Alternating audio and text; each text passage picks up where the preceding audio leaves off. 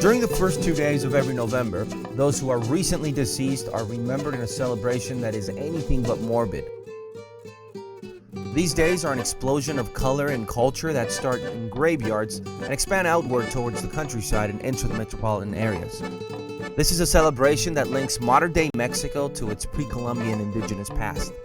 Altars will be built, graves will be cleaned, sugar skulls and pan de muerto will be sold on street corners. Everywhere you look, you will be reminded of your own mortality. But for these 2 days, every November, life will be lived to its fullest by celebrating the dead. It's 3 in the morning, it's freezing cold, and I'm standing in the middle of a Mexican cemetery. It is Dia de los Muertos, Day of the Dead, from Michoacán, Mexico. My name is Guad Venegas. I'm just a regular guy who likes to travel and have a good time. But when I travel, I like to hang out with a couple million of my closest friends, eat their food, drink their drink, and party like a native. I'm on a mission to see the world one festival at a time and experience firsthand what people are like when they drop their guard and start to party. This is World Party.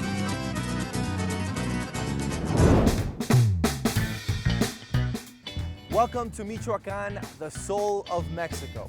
While the rest of the world is celebrating Halloween, the people here are getting ready for a unique holiday, the Day of the Dead. In the next 2 days, I'm going to be visiting some of the most traditional and authentic towns in Latin America to understand how the people here have a complete different look at the afterlife.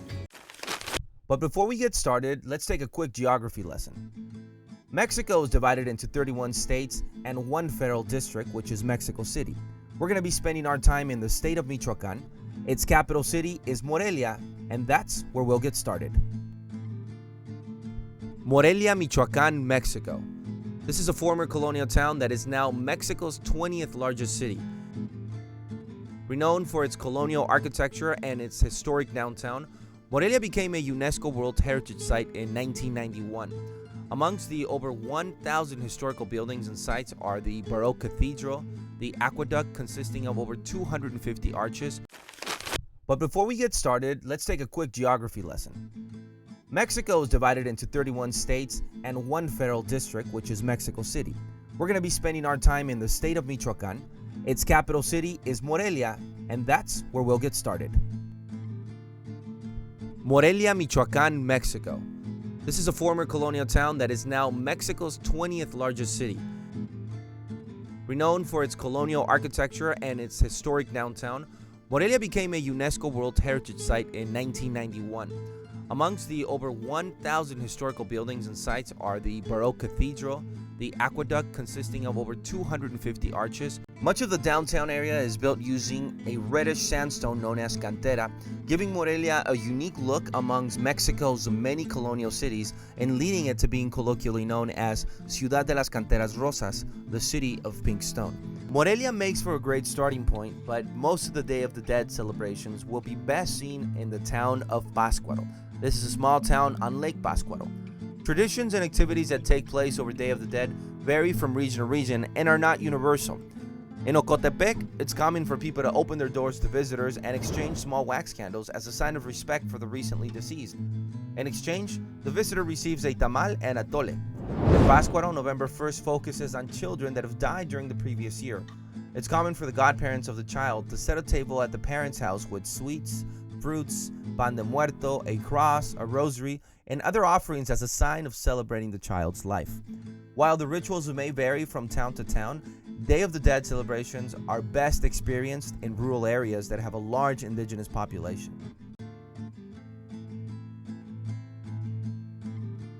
Okay, so to get ready for tonight's Day of the Dead celebrations, I came out to Patzcuaro, which is one of the largest towns just south of the lake. I'm gonna spend the day here learning as much as I can about the culture, the art, eating some of the food, and maybe by tonight I'll be all ready for Day of the Dead. Day of the Dead is always celebrated on November 1st and November 2nd. Day of the Dead in Mexico can be traced back almost 3,000 years to festivals and rituals held by some of the indigenous tribes such as the Olmec, Zapotec, Tarascan, and Aztec. In present times, though, graves will be cleaned and decorated, and offerings will be made such as tequila, cerveza, sweets, fruits, sugar skulls. This is thought to be a nod to pre-Hispanic tribes, among whom it was common to keep the skulls as trophies. There are many images associated with the Day of the Dead celebrations. The most symbolic, though, is definitely La Catrina. The image of Catrina was originally a 1913 zinc etching made by printmaker Jose Guadalupe Posada. The work has since become a staple of Mexican imagery, especially that of Day of the Dead. La Catrina doll was originally created by Mexican artist Juan Torres as an art school project many years ago. We happened to catch up with Mr. Torres and got a personal tour of his studio and an inside look at his creative process. Original. Esta es la original. Y bueno, aquí queda con su piel y todo, ¿no? Su coyote ahí. Oye, ¿y la primera que hiciste, qué le hiciste? ¿Quién sabe? No, pero la hiciste y ¿qué? De barro. ¿Y se la enseñaste a amigos? ¿O no, cómo? porque hice una serie de 30 piezas que se exhibieron en el museo en Morelia. Ah, ok. Y fueron pues adquiridas en su totalidad, ¿no? Fue el éxito y total. luego fueron, pues no sé, 4 o 5 años después se siguió repitiendo la misma. ¿Y en qué años empezó a comercializar por todas partes? Pues mira, no, esta ya comercializado no tiene más de que tendrá unos 8 años. 8 años, y en 8 años ha proliferado de una manera verdaderamente. Sí. No, yo he estado en Estados Unidos y las tiendas de artesanía están llenas de calaveras, que dice uno, ¿qué pasó, no? ¿Estas de qué están hechas? De barro. Todas están hechas de barro. Nada más haces de barro. Sí, nada más. Porque por ahí hacen unas que son como de papel. Hay unas de papel, sí. Pero ahora las hacen ya de lo que quieras, ¿no? Sí. Porque ya la comercialización y el éxito de las calaveras es tal que la gente anda inventando a ver de qué hacerlas. A ver, y antes de hacerlas, ¿las dibujas y ya después las haces o como vaya saliendo? No, yo nunca dibujo ni para pintar ni para escultura. Así como vaya saliendo. Sí, para escultura pues hago una pequeña maqueta para tener idea de lo que quiero hacer, ¿no? Ya después en grande. Entonces improviso yo una forma y después ya llego a la... Dices que todas son originales. Sí, porque no están hechas todas con la misma posición, sino todas tienen vestidos diferentes y con aplicaciones diferentes y actitudes diferentes. Cuando se vende una, ¿no la reemplazan con otra igual? No, ya no. Ya se hace otra. No, pues ya cómo le hacen. Y los colores y todo, pues todo va variando, sí. Y todo va cambiando. Aquí está el taller donde las hacen. Sí. Así que vamos pasando para Vale. Que si nos puedes enseñar más o menos el proceso. Sí, cómo no. Sí, mira, bueno, aquí en estas mesas es donde donde se pintan. Aquí están en proceso. ¿Y dónde se hace dónde se trabaja el barro? Bueno, aquí en estas otras es donde se hace, mira, este es el barro. ¿De dónde es el barro? Es de aquí. Aquí el campo todo es puro barro, como está rodeado de montañas. Ha habido aquí ¿cómo se llama? Donde se vino asentando durante milenios el barro. Y bueno, pues lo escarban aquí mismo. ¿De aquí de tu propiedad lo escarbas? Pues de aquí no necesariamente, pero a los alrededores hay minas donde se saca uno de esos chiquillos. El barro cuando sale así es tierra. En tierra y es tierra. Se moja la tierra. Sí, se muele y se cierne para que no tenga piedras, ¿no? Ah, ok. A ver, sácate una copiecita ahí. ¿Y ya esa tierra solamente se moja? Sí, ya se moja, se amasa y se deja un poquito de tiempo.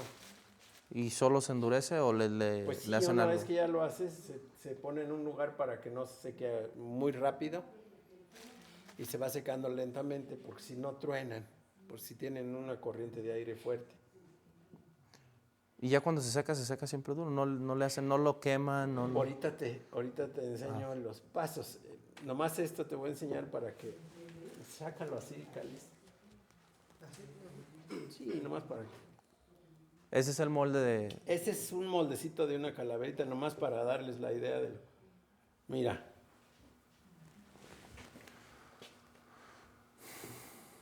Ahí sale ya, y aquí hay la otra parte, y luego se juntan y se van armando las figuras, ¿no?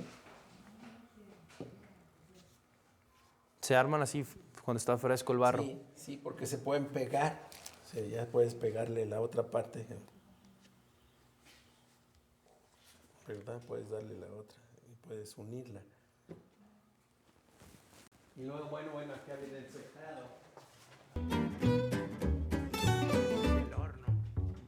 Once the figure has been shaped, it's then taken into the back and placed in a giant kiln or oven where it is fired and baked to become solid.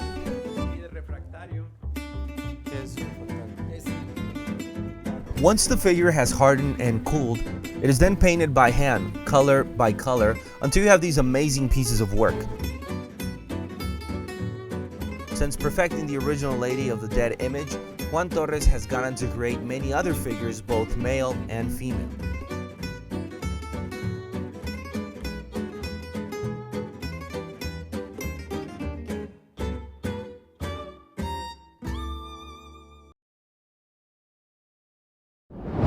And now, the World Party Guide to making a perfect sugar skull.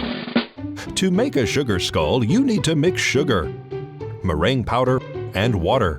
For every 1 cup of sugar, you need 1 tablespoon of meringue powder and 1 tablespoon of water. Blend the ingredients until the mixture has the consistency of beach sand. Then pack the mixture firmly into a mold.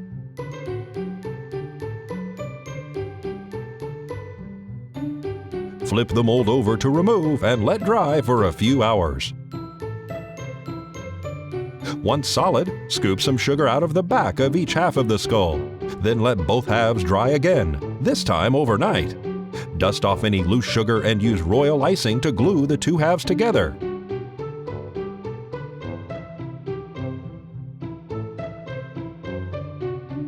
Then use different color royal icing and color tin foil to decorate the skull as you desire.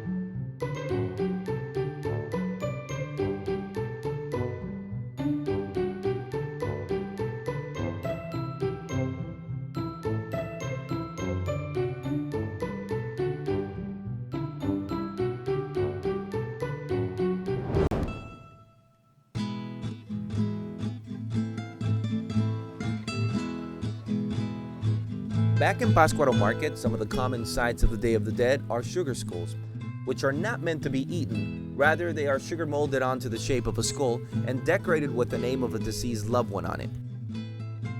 And pan de muerto, which is a special sweet egg bread that is baked especially for Day of the Dead. I stopped by a local bakery to find out more about this bread and what makes it so special. Y aquí se hace la masa para el pan de muerto. Sí, ¿Y qué lleva la del pan de muerto? pues lleva huevo, mantequilla, azúcar Entonces de aquí ya cuando está revuelta la agarran y ya y se la llevan cargando aquí. se pasa en esta otra. ¿Y aquí qué se le hace? En la refinadora para que quede lisita. Órale. En la refinadora. ¿Y cómo la agarras con las manos? ¿Así juntas se Con viene? las manos. Y ya después de aquí Ya se la después pasan. Se saca acá y ya se pesa pesada. Y aquí las empiezan a hacer de una por Ya una. las vamos a hacer de una. ¿Y ahorita van a hacer aquí con esta? ¿O ya no? Hasta las 2 de la mañana entran a trabajar. Eso. Oye, ¿no habría manera de que ahorita se hiciera una nomás para ver cómo se hace con la cámara? El bolillo. No, un pan nada más. Más o menos como hacen el de pan de muerto. El pan de muerto, pues se hace.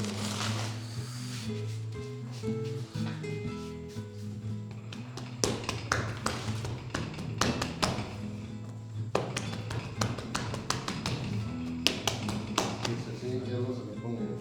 Se le ponen más piezas. No, se le pone las figuras arriba.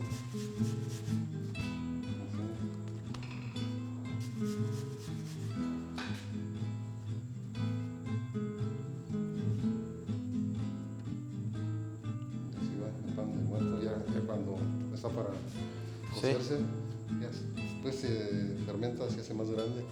¿Y cómo se fermenta? ¿Metiéndolo ahí? Tiene como aquel. Ahorita tienes conchas y Conchas, este pan. y pones.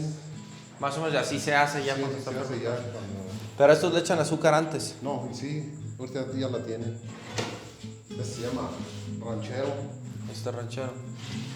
¿Y estos a qué hora los vas a meter al horno? Ahorita los voy a meter. Ah, entonces podemos grabar cuando... Sí, y este es el cubano. Once the racks are full and ready, they're wheeled out to the oven and placed inside for about 40 minutes. We might be able to catch some.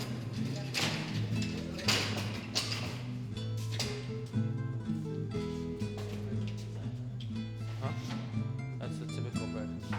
Each tray is slid one at a time. The oven can hold about 40 trays.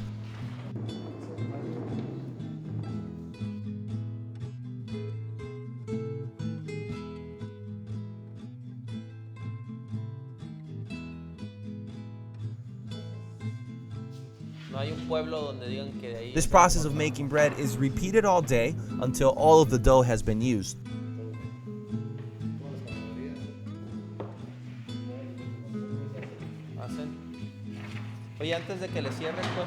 The bread is then left to bake.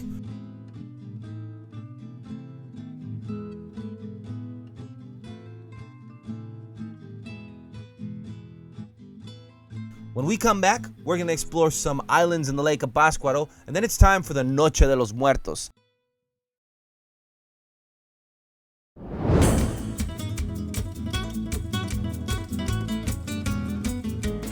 I'm now making my way by boat to the island of Janitzio.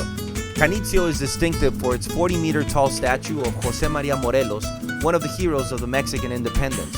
Janitzio is one of the several islands in Lake Pátzcuaro, and it's also the most populated and visited one.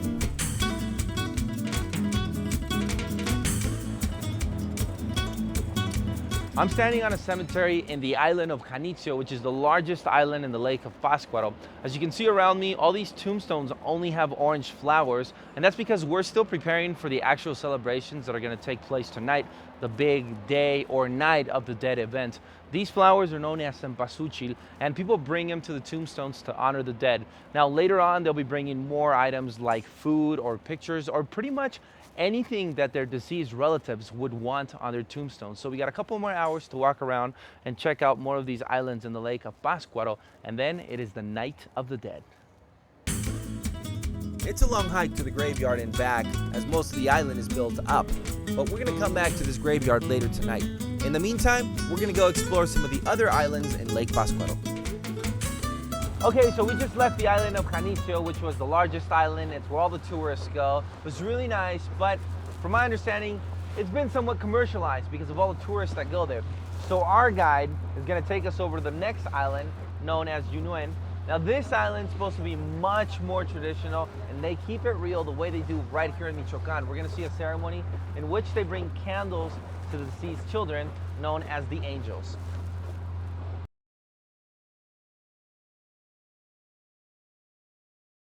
Okay, so we made it to the island of Yunuen, getting more authentic as we go. There's people here that actually dress as the indigenous people would. So it looks like it's not as commercialized. I've only seen like 2 other tourists here. You can hear the band. They have a little festival going on because they're all preparing for 11 p.m. when the Night of the Dead festivities begin. That's when people start taking things to the cemetery and the actual ritual begins. So as we still have some time before 11 p.m., we're going to stop off at the house of some locals here who have had a family member recently pass away to see how they prepare for tonight. Okay, so we're standing inside one of the homes of a recently deceased member of this family.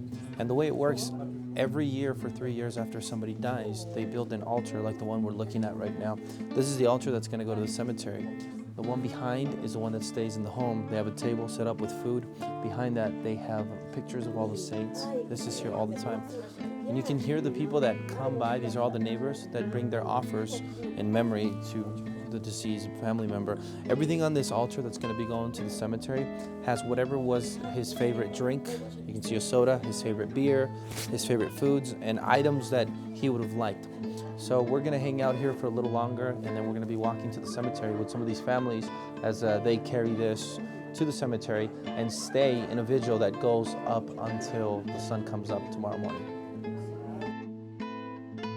The overall feeling here is a bit of an odd mix. It's a very unique look at death. The atmosphere is somber, but not sad. It's a celebration, but it's not cheerful. So this family is going to put on the finishing touches on the altar as the church bells ring, signaling it's 10 p.m. and it's 1 hour before everyone has to go to the cemetery.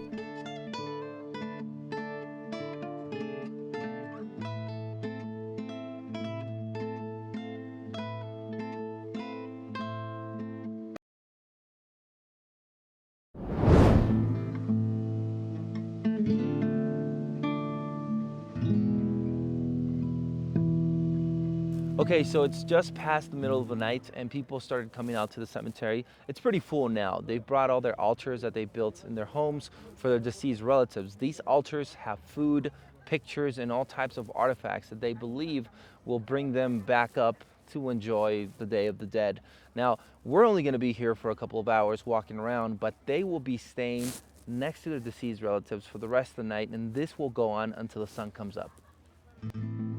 Standing inside a cemetery anywhere in Pátzcuaro is one of the most incredible spectacles in the world. The entire graveyard becomes a giant piece of art with altars, food, candles, the people, and of course the stars of the night, the tombstones of the deceased. And the cold November temperatures don't really... Standing inside a cemetery anywhere in Pátzcuaro is one of the most incredible spectacles in the world. The entire graveyard becomes a giant piece of art with altars, food, candles, the people, and of course the stars of the night, the tombstones of the deceased. And the cold November temperatures don't really seem to bother anyone here. People just peacefully camp around as if they're truly in the company of those who've passed away. And remember, these towns have been here prior to the Spanish coming to Mexico, so one can only imagine the number of centuries this holiday has been celebrated on these grounds. As the sun rises, the celebrations continue, and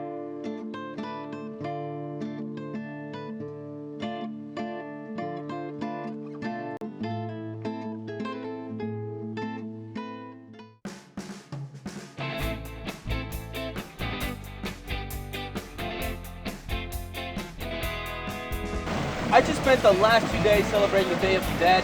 I was up all night at a cemetery, so to finish up my trip, I figured I'd come back to the hotel, which is conveniently attached to this Kingdom of Atzimba water park in Pátzcuaro. So to end the trip, I'm just gonna go for a swim, but I'll see you guys next time on World Party.